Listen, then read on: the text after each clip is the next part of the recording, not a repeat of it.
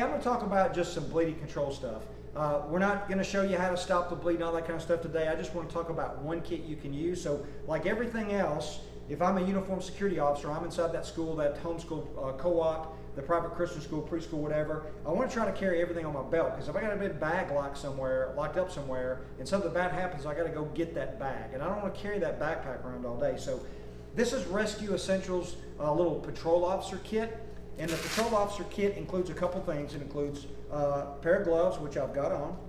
It has compressed gauze, okay, right here, which I've got out here. And then it comes with a SWAT tourniquet, okay? I'm not here to argue what kind of tourniquet you use, whether it's CAT, whether it's SWAT. There's pros and cons to all of them. I'm just showing this kit today because, one, it's really lightweight. Number two, I can fit it on my duty belt. It doesn't get in the way of anything.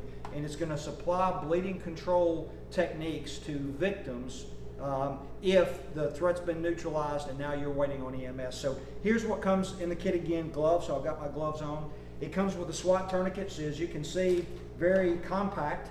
And so this is just a band. It's a band tourniquet, and you would just wrap this around the victims, you know, obviously the limbs, so the arms or legs.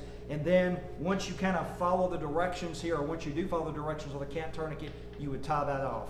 It's not a tourniquet for self-aid. It's going to be hard to do that, but this works well if you're, or it can work well if you're trying to help others.